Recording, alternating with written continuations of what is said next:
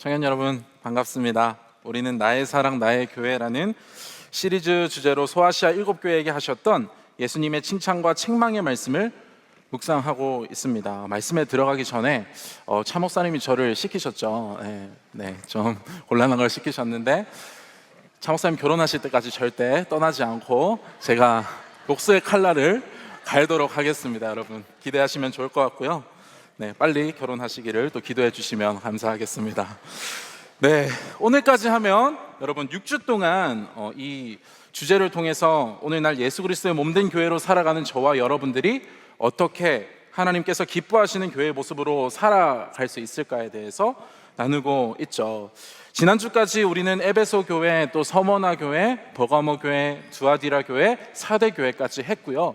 오늘은 6주차 때 라오디게아 교회라는 데를 나누려고 합니다. 근데 이 라오디게아 교회는 지난주 사대 교회와 마찬가지로 칭찬 없이 책망만 받았던 교회예요.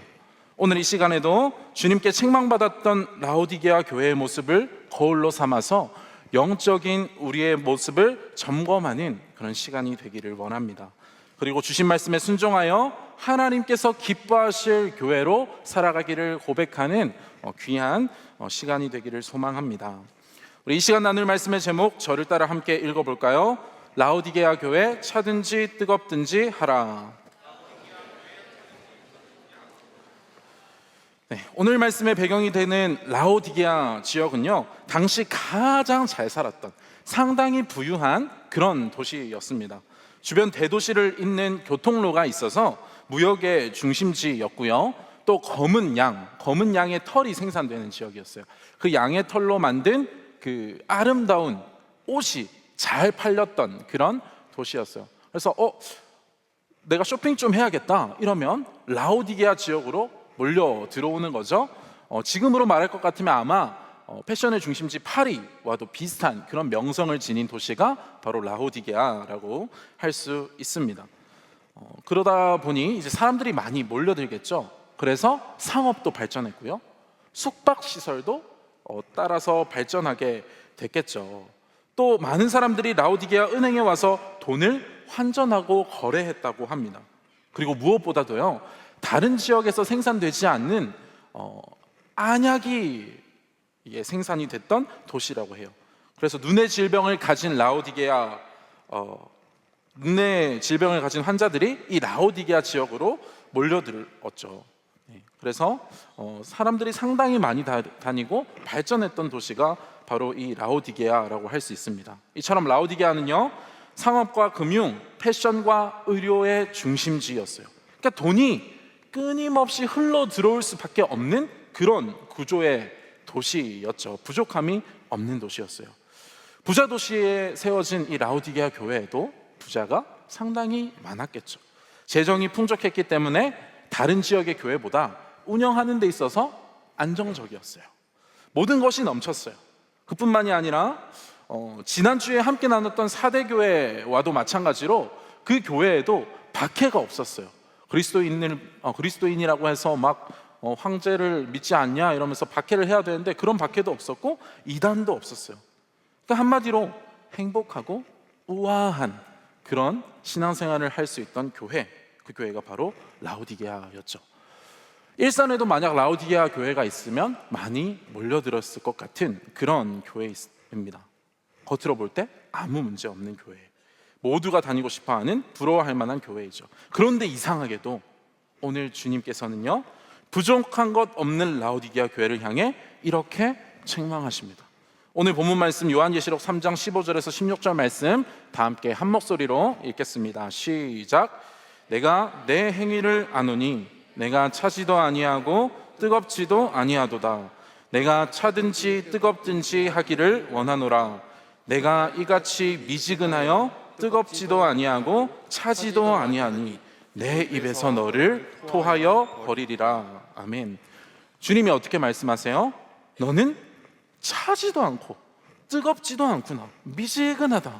그럴 바에야 너희가 차든지 아예 뜨겁든지 해라. 미지근한 너희의 상태, 너희를 내가 내 입에서 토하여 낼 것이다.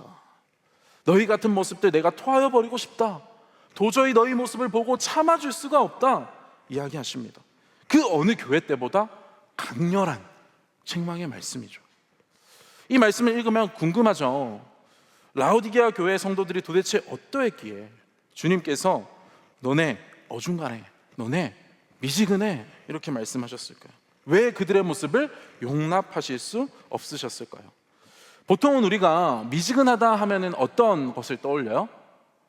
열심이 없는 상태를 떠올리는 경우가 많습니다. 그래서 차든지 뜨겁든지 하라 하면은 예수님 믿을 거면 제대로 믿고 믿지 않을 거면 아예 믿지 마라 이렇게 해석하기도 쉬운데요, 예수님이 우리 보고 야 너네 그럴 거면 아예 나 믿지 마 이렇게 하시지는 않겠죠.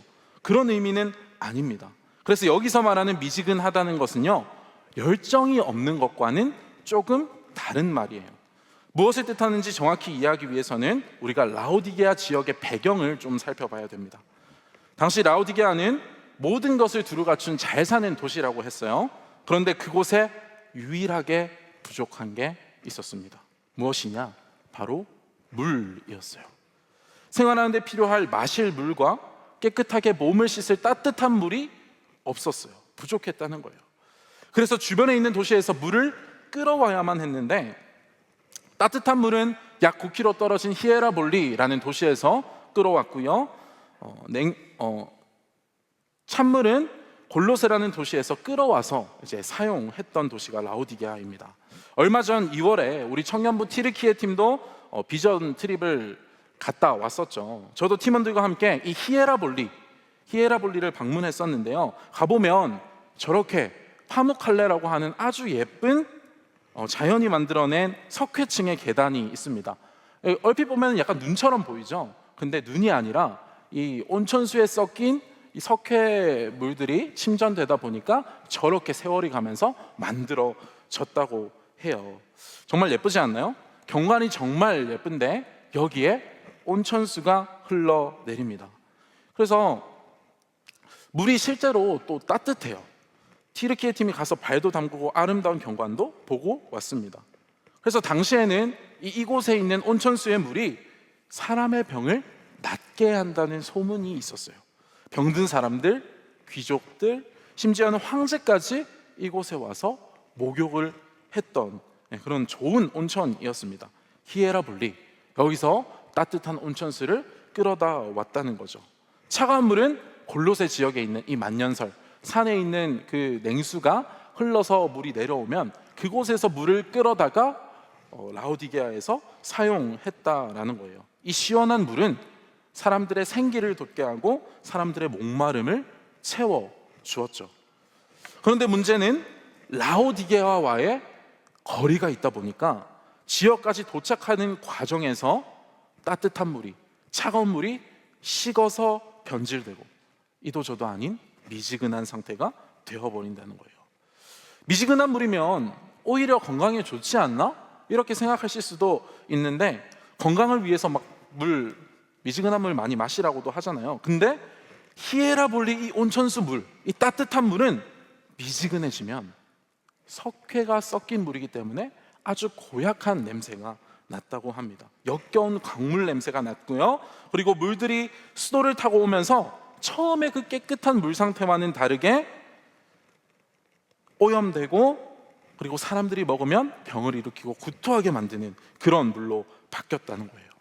미지근해서, 오염돼서 아무런 영향력도 주지 못하는 물, 섞이고 변질되어서 구토를 일으키는 물. 라오디게아 교인들이 바로 이런 영양가 없는 미지근한 물과 같았다는 거예요. 겉으로 보면 아무 문제 없어 보였어요. 라오디게아 교회의 실상은, 그러나 세상도 사랑하고 하나님도 사랑하는 이중적인 신앙을 가지고 있었다는 겁니다. 변질된 신앙. 근데 여러분, 하나님은 어떤 분이세요? 사랑하는 자녀에 대해서는 질투하시는 하나님이시죠. 나만 바라보기를 원하시거든요. 그 어떤 것과도 겸하여 섬김을 받으시지 않으시거든요. 누가복음 16장 13절 말씀이 우리에게 보여주고 있어요. 하인이 두 주인을 섬길 수 없다. 하나를 미워하고 하나를 사랑하거나 하나를 중요하게 여기고 하나를 경히 여겨야 한다. 하나님과 재물을 결코 같이 섬길 수 없다고 증언합니다. 그래서 여러분, 이 말씀이 보여주듯 구약 성경 이야기 안에서 하나님이 진노하셨던 남유다와 북이스라엘 백성들을 비롯한 모든 우상 숭배의 문제가 무엇이었는 줄 아세요? 하나님을 안 섬긴 게 아니에요. 하나님을 안 믿었던 게 아닙니다. 하나님과 함께 바알을 섬기고, 하나님과 함께 아세라도 섬기고, 필요에 따라서 하나님과 함께 다른 것도 사랑하는 데서 그들의 죄가 비롯되었죠. 그래서 신앙생활이 옳은 방향으로 가고 있냐 없냐는요, 하나님만 섬기냐 아니면 다른 것도 하나님과 함께 섬기냐에서 갈리는 거예요. 여러분, 하나님을 향한 순수한 믿음이 왜 중요합니까? 순수한 믿음이 왜 중요해요? 순수한 사랑이 왜 중요합니까? 우리가 무엇을 사랑하는지에 따라서 우리의 삶과 행동이 결정되기 때문에 그래요. 간단한 예를 들어볼까요? 우리가 만약에 셀 공동체에서 저녁을 다 같이 먹기로 했다고 가정을 해봅시다. 근데 그 공동체 안에 여러분들이 짝사랑하는 사람이 있다고 생각해 보세요. 누군가는 진짜 있을 수도 있겠죠, 지금. 그래서 이제 밥 메뉴를 고르는데 내가 사모하는 그분이 로제 파스타보다 까르보나라가 먹고 싶다라고 했어요. 근데 다른 한 친구는 나는 로제 파스타가 더 맛있을 것 같은데 라고 했어요. 그러면 그 두 가지 물음을 듣게 되었을 때, 두 가지 이 마음을 받게 되었을 때 여러분들이라면 어떤 것을 선택하겠습니까? 고민하는 척은 하겠죠. 티내면 안 되니까. 그런데 답은 정해져 있죠.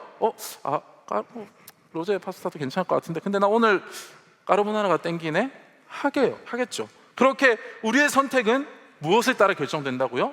무엇을 사랑하는지에 따라서 결정된다고요. 결국 내가 더 좋아하는 사람이 원하는 요구를 선택하게 됩니다.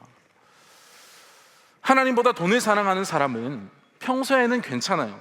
하나님과의 관계가 괜찮은 것 같아요. 근데 돈의 문제가 걸리면 하나님의 말씀에 순종하는 길이 아니라 유익을 얻는 길을 선택한다는 거예요. 돈을 많이 얻는 길을 선택합니다. 이성관계, 남자친구나 여자친구를 하나님보다 더 사랑한다? 그러면 예배드리고 교회 올 때는 하나님과 아무런 문제가 없어 보여요. 그런데 이 이성관계에 문제가 생기고 하나님과 이성관계를 선택해야 되는 순간이 오잖아요. 그러면 하나님보다 이성관계를 선택하겠죠. 하나님이 무엇을 원하실 것보다 나의 여자친구를 충족시키고 만족시킬 길을 선택한다니까요. 여기에 예외가 있어요, 없어요? 없습니다. 무엇을 더 사랑하는지에 따라서 우리의 삶이 결정된다는 거예요. 내가 어떻게 행동할 것인가, 내가 어떻게 살아갈 것인가. 그래서 나에게 좋은 것들과 함께 하나님을 사랑하는 라오디게아 교회의 문제가 그만큼 굉장히 심각했다라는 거죠. 자신들이 부유했으니까, 하나님만 사랑하면 포기할 게 너무 많으니까, 주님이 날 위해 죽으신 건 알겠는데, 십자가의 고난을 당하신 건 알겠는데, 날 위해 당하신 건 알겠는데, 예수님을 믿는다고 하면서도 자기를 만족시켜주는 것을 포기하기는 싫은 거예요. 성도와 일반 예수님을 믿지 않는 비신자들의 이 삶이 똑같았다라는 거예요. 라오디게아 교회의 삶이, 교인 성도들의 삶이 똑같았다라는 거죠. 구별됨 없는 애매한 신앙. 라오디게아 성도들은 하나님과의 사랑의 관계에 문제가 생겼기 때문에 뜨거운 히에라볼리의 온천수처럼 세상을 치유해주고 회복시켜주지 못하는 거예요. 골로새의 냉수처럼 누군가에게 생기를 주며 힘과 위로를 주지 못하는 겁니다. 여러분, 우리 안에 있는 것을 아무리 다 쏟아놔도 하나님과의 관계가 멀어지면 인간적인 어떤 도움은 줄 수 있을지 몰라요. 그런데 그 영혼에 진짜 회복시키고 변화시키는 데는 나아가지 못한다는 겁니다. 영향력을 잃어버리는 거죠. 다른 것을 사랑하는 마음이 섞여서 변해버렸기 때문에, 미지근해졌기 때문이에요. 외적인 면을 보면 부유하고 능력 있는 교회였지만 그리스도인으로서는 어떤 영향력도 주지 못하는 무늬만 그리스도인. 그래서 라오디게아 교회는 하나님께서 토해버리는 교회가 되었다라는 거예요. 더 큰 문제는 하나님과의 관계가 소홀해졌는데도 불구하고 자신의 문제가 뭔지 전혀 알지 못했다는 것에 있어요. 본문 17절 말씀을 통해 알 수 있죠.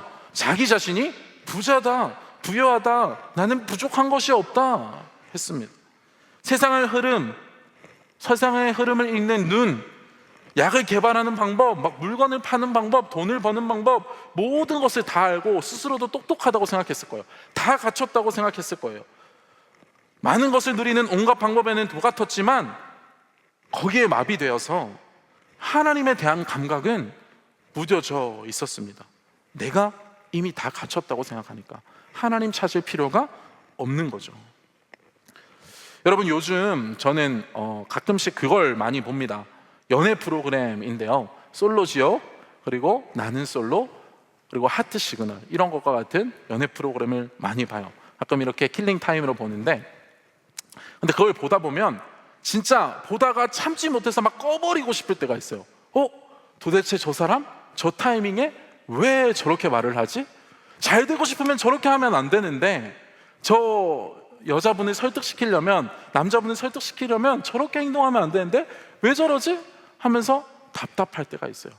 근데 그 사람들은 사회적 지위가 꽤 높아요. 직업도 남들이 부러워할 만한 직업이고요, 다른 방면으로는 다 똑똑해요. 그런데 이 사랑, 연애에 관련해서는 문외한인 거예요. 진짜 문제는 자기가 잘하는 줄 알아요. 자신감은 있어요. 근데 우리가 제3자 입장에서 보면 저거 실언인데? 이렇게 하게 될 때가 많다라는 거죠. 여러분들이 보셨으면 아마 알 거라는 겁니다. 똑같다는 거예요. 라오디게아 교회도 다른 방면으로 다 똑똑하다, 모든 것을 할 수 있는 방법이 있다, 부유하다, 다 갖췄다. 근데 자기 영적인 상태만 못 봤다라는 거예요. 하나님과의 관계가 어떠한지에만 무뎌져 있던 거예요. 그래서 말씀하십니다. 너희가 곤고한 것과 가련한 것과 가난한 것과 눈먼 것과 벌거벗은 것을 알지 못하는도다. 너희가 부유한 줄 알지? 모든 것을 다 잘하는 줄 알지? 모든 것을 보는 눈이 있다고 생각하지? 아니야. 너희의 실상은 아무것도 없어. 가난해. 눈먼 자들이야. 이렇게 말씀하시는 것이죠. 왜요? 그들은 돈은 많았을지 몰라도 정작 가장 중요한 하나님을 잃어버렸기 때문이에요. 가장 잃어버리지 말아야 할 하나님을 향한 사랑을 잃어버렸습니다. 하나님과의 깊은 관계 속에서만 부어지는 은혜를 잃어버렸어요. 유한한 우리의 만족을 채울 수 있는 유일하신 분, 그 하나님으로부터 멀어졌다는 거예요. 그들에게 하나님은 그저 자신들이 누리고 선택할 수 있는 많은 좋은 것들 중에 하나였습니다. 소유하고 있는 돈으로 쇼핑하고 옷을 사고 안약을 사고 물을 사듯이 필요에 따라서 하나님만 소비하는 거죠. 하나님은 그렇게 세상에 한 발, 하나님께 한 발 걸쳐 있는 미지근한 신앙인 그들을 책망하십니다. 그리스도인으로서 구별됨이 없고 세상에 어떤 영향력도 줄 수 없는 그들을 토하여 버릴 것이다, 분명하게 말씀하십니다. 오늘 우리 사회에서 교회와 그리스도인의 모습도 책망받았던 라오디게아 교회와 그렇게 다르지 않은 것 같습니다. 세상 가운데 그리스도의 사랑을 전하고 병든 자를, 또 소외된 자를 위로하고 섬기며 하나님 나라를 세워가는 교회 분명히 많죠. 우리 주변에도 많아요. 거룩한 빛 광성교회도 그러한 교회입니다. 아마 종교 중에 봉사를 제일 많이 하는 곳이 어디냐 하면 교회일 거예요. 하지만 한 발은 하나님께, 한 발은 세상에 두고 있는 교회가 얼마나 많아요. 오늘 우리 사회에서 그리스도인에 대한 인식을 보면 알 수 있어요. 호의적이지 않아요. 선한 일, 좋은 일 많이 하면 사람들도 분명 이 교회에 대해서, 기독교에 대해서 좋아해야 되는데 그렇지 않다라는 거죠. 왜요? 교회 다니는 사람은 이기적이래요. 편협하대요. 끼리끼리를 좋아한대요. 여러분, 왜 이렇게 세상이 우리를 오해하게 되었을까요? 오해가 아니라 사실 진짜 모습이죠. 그리스도인으로 이 땅을 살아가는 우리가 하나님과의 관계가 바로 세워져 있지 않기 때문에 그래요. 먼저 하나님과의 관계가 모순되어 있기 때문에 선한 영향력을 드러내며 살아갈 수 없다라는 것이죠. 하나님이 우리에게 베푸신 무한한 사랑, 하나님이 죄인인 우리를 용서하셨듯이 이해하고 배려하는 그 마음, 예수님이 제자들의 발을 닦으시듯 낮아지고 섬기신 그 겸손, 거저 주신 은혜와 같은 이 모든 것들이 하나님의 관계 속에서 내게 경험되어지고 나와야 하는 건데, 우리가 먼저 경험해야 하나님의 마음을 가지고 사랑을 전할 수 있는 건데, 나누고 베풀 수 있는 건데, 근데 하나님과의 관계가 무너지니까 어떤 영향력도 나타낼 수 없는 거죠. 하나님은 좋지만 내 삶에 포기할 수 없는 것들이 있어요. 하나님, 제가 하나님 열심히 섬길게요. 근데 다른 것도 포기할 수 없어요. 그렇게 하나님이 첫 번째가 아니라 내가 사랑하고 좋아하는 여러 가지 것들 중에 하나로만 놔두는 거죠. 하나님과의 관계가 소홀해질수록 우리는 우리 마음이 원하는 대로, 본연의 마음대로 살아갈 수밖에 없습니다. 그분의 마음을 알아야 되는데, 소통이 없고 사이가 멀어졌는데 어떻게 우리가 하나님의 마음으로 살아갈 수 있겠습니까? 청년 여러분, 우리는 하나님을 언제 찾습니까? 지난 한 주간의 삶 가운데 언제 하나님과의 그 소통의 시간, 그분과의 교제의 시간이 있었습니까? 다른 때에는 하나님과 전혀 상관없는 자로 살아가다가 내 삶에 남은 꼬투리 시간 잠시 떼어서 주님께 드리시지는 않으셨나요? 아니면 그 시간마저 없어서 주일 예배 시간만 하나님을 인식하고 그 외의 자리에서는 하나님의 생각조차 인식하지조차 못하고 살지는 않았습니까? 여러분, 하나님과의 이 사랑의 관계에서 1순위가 바로 세워져 있지 않고 소홀해지면 하나님으로부터 받는 공급이 끊어질 수밖에 없어요. 은혜도 무뎌지고 감사도 무뎌지고 하나님에 대해서도 무뎌지고, 그러니 세상과 전혀 다를 것 없는 미지근하고 영양가 없는 신앙이 되어버리는 거예요. 내 안에 사랑이 없는데 어떻게 내 안에서 사랑을 베풉니까? 하나님은요, 세상 속에 이도저도 아닌 미지근한 사람으로 살라고 우리를 먼저 그리스도인으로 택하시지 않으셨어요. 하나님은 우리를 빛과 같이 능력 있는 그리스도인으로 살아가라고 부르셨어요. 여러분, 우리는 원래 어둠이에요. 그런데 빛 대신 예수 그리스도의 생명이 우리에게 오셨고, 그것을 믿음으로써 그분의 빛을 소유했기 때문에 우리는 그 빛의 전달자로 살아갈 수 있는 거거든요. 근데 이 빛과 멀어지면 우리도 빛으로서의 영향력을 나타낼 수 없는 거예요.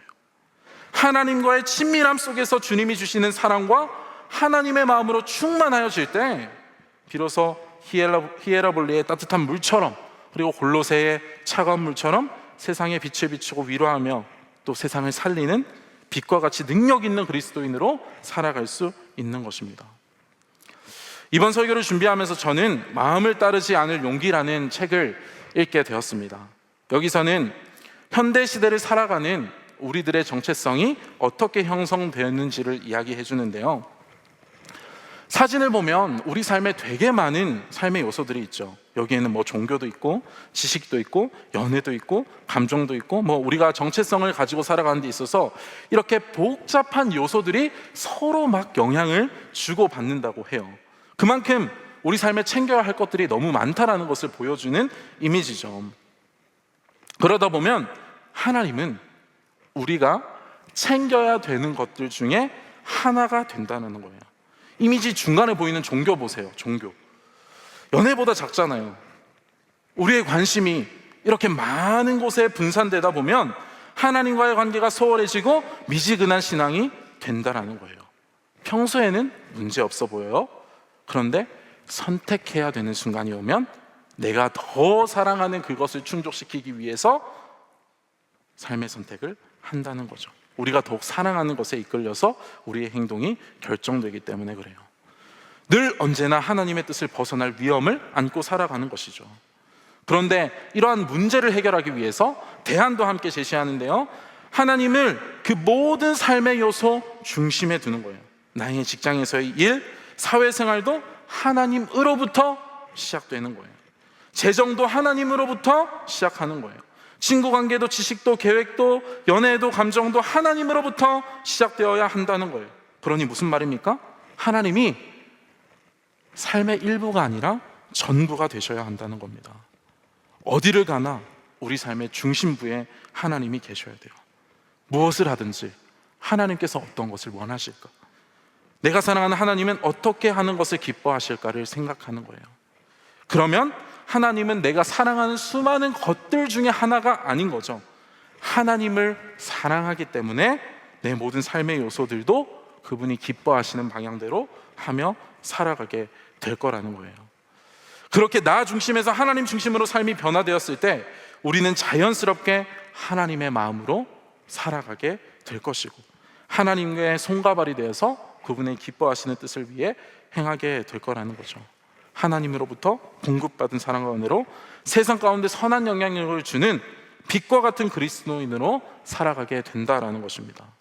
내 삶에서 하나님과의 위치, 하나님이 내 삶에 어떤 위치에 있는가, 먼저 그것이 정립되어야 한다는 거예요. 여러분, 그동안 하나님은 우리 삶에 어디에 계셨습니까? 하나님을 변두리에, 내 삶의 가장자리에 모셨다면 오늘 미지근한 신앙을 가진 교회와 성도를 내가 토해낼 것이다 하시는 하나님의 책망을 우리에게 주시는 말씀으로 받아들이실 수 있기를 바랍니다. 오늘 말씀을 읽으면 우리가 감사할 수 있는 것이 있는데, 하나님의 이 책망이요, 우리를 정죄하시거나 비난하시려는 것이 아니라는 거예요. 우리를 향한 하나님의 말씀은 때로는 우리의 마음을 찔리게 하고 우리를 너무 아프게 하지만, 하나님의 목적은 언제나 당신의 사랑하는 백성을 하나님께로 돌이키기 위함이라는 데 있습니다. 구약시대 때부터 하나님과 멀어진 백성들을 돌이키기 위해서 하나님은 늘 선지자를 보내셨어요. 예언자를 보내셔서 다시 돌아오라고 간절하게 사랑을 전했던 그 하나님이 오늘도 우리에게 이렇게 말씀하십니다. 오늘 말씀 요한계시록 3장 19절 말씀 다 함께 한 목소리로 읽겠습니다. 시작. 무릇 내가 사랑하는 자를 책망하여 징계하노니 그러므로 내가 열심을 내라 회개하라. 아멘. 하나님은 우리 삶 가운데 분산되어 있던 나의 사랑과 관심을 다시 하나님께로 집중하기를 원하십니다.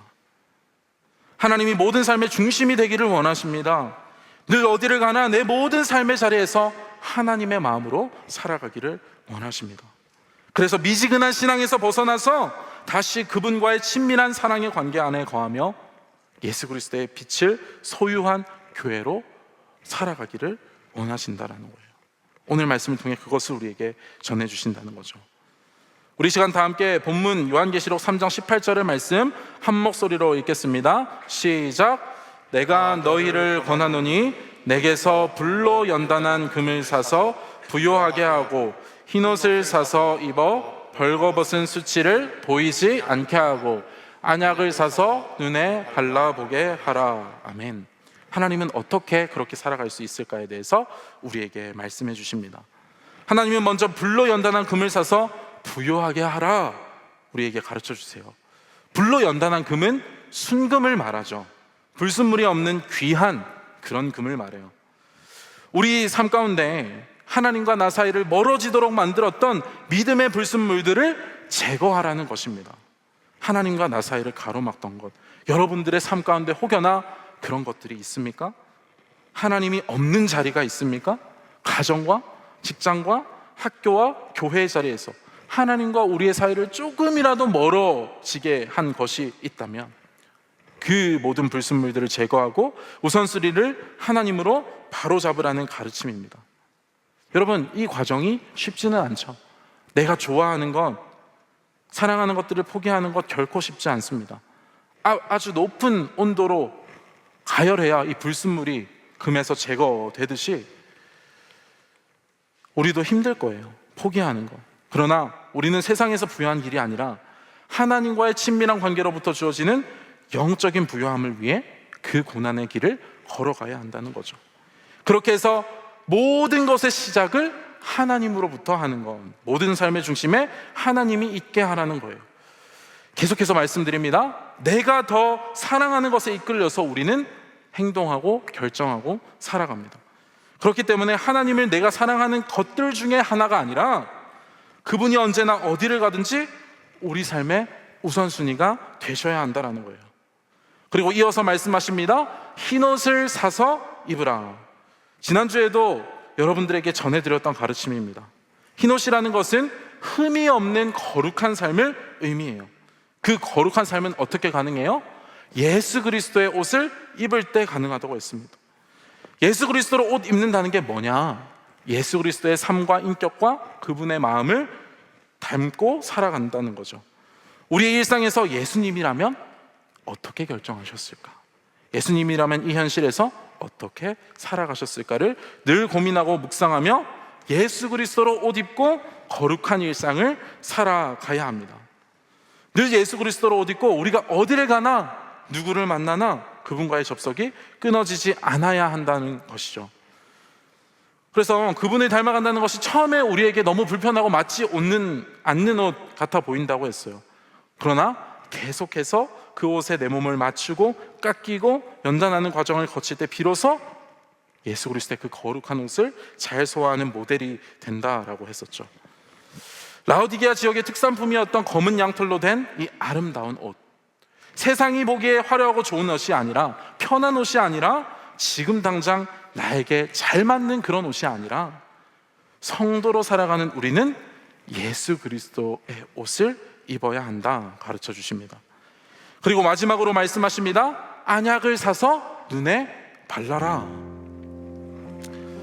여러분, 라오디게아 성도의 문제점은 무엇이었습니까? 세상 모든 것을 보는 시야는 넓었는데, 뭐 돈 많이 버는 방법도 알고 상업을 어떻게 해야 되는지도 알고 어떻게 교회를 운영해야 되는지도 너무 잘 알았다는 거예요. 그런데 영적인 상태를 보는 시각은 없었습니다. 모든 것에 대한 지식은 넘쳤는데 고풍스럽고 우아한 사람들이었는데 정작 자기 자신의 영적인 상태가 어떤지, 하나님과의 관계가 어떤지에 대해서는 눈이 가려져 있었다고 했죠. 우리 또한 그렇다는 거예요. 우리의 관심사나 내 삶의 미래에 달려있는 것에는 깨어 있습니다. 변화에 민감하죠. 유튜브 우리가 얼마나 많이 봅니까? 우리가 사랑하는 분야를 검색해서 찾아보고 정보를 익힙니다. 어디에 투자를 해야 되나? 부동산 어떻게 해야 되나? 집을 어떻게 사야 되나? 결혼은 어떻게 해야 되나? 어떻게 성공해야 되나? 어떻게 자격증을 따야 되나? 많은 것들에 대한 감각은 열려 있어요. 그런데 정작 우리가 하나님과의 나의 그 상태가 어떤지, 지금 하나님과의 나의 관계가 없는지에 대해서는 무뎌져 있고 무감각해져 있다면 안 된다라는 것이죠. 다른 것은 다 아는데, 심지어는 남의 신앙에 대해서도 평가하고 쟤는 왜 저래, 저는 왜 저래 비난하는데, 근데 우리의 믿음에 대해서는 못 본다. 심각하다라는 거예요. 눈이 가려져 있어서는 안 된다는 겁니다.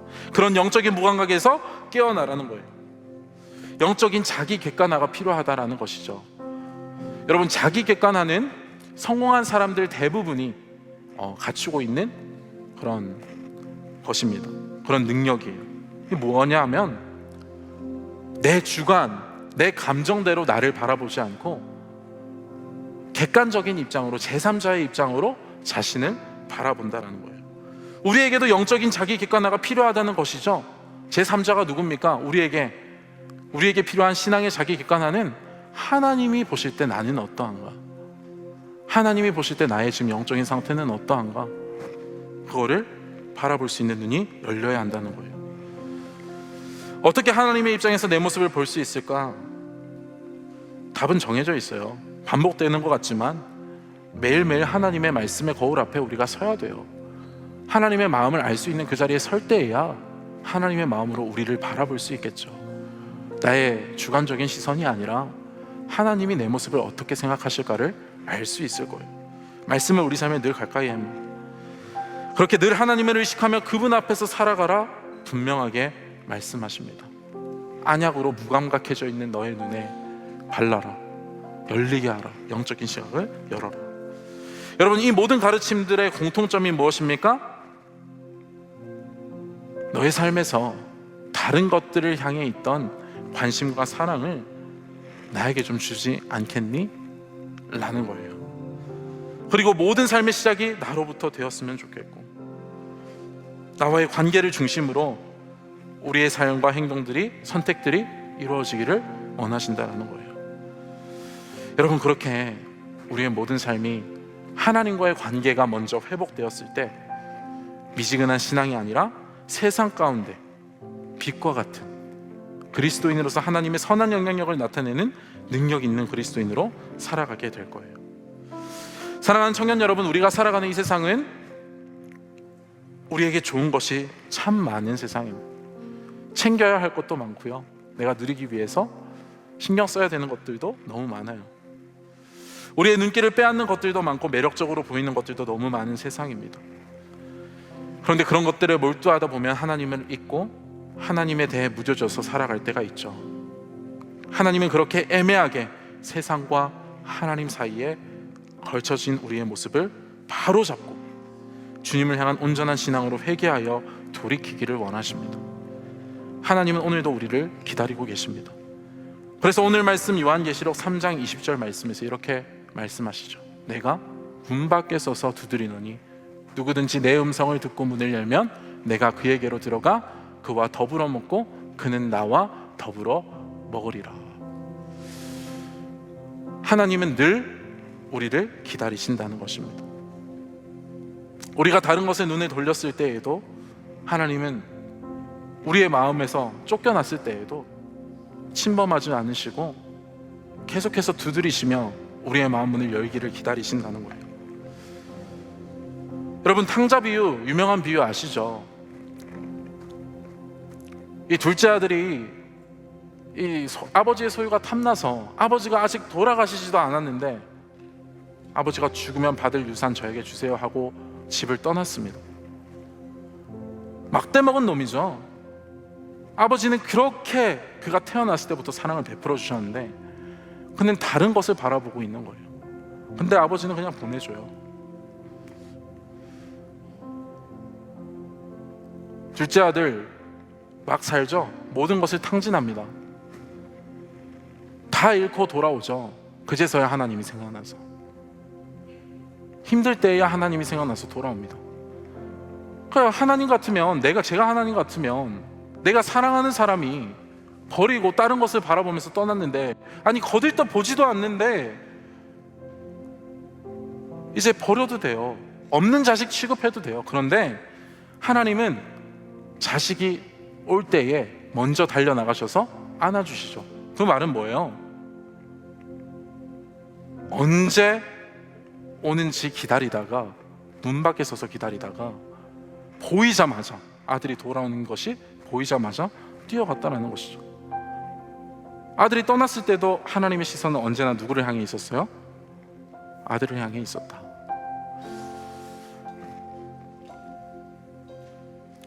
이스라엘 백성들 바알에게 눈 돌리고 아세라를 섬기고 자신이 좋아하는 것들에 더 몰두하며 살기로 했었는데 하나님이 계속 반복적으로 선지자를 보내서 말씀하셨죠. 너희 돌이켜라.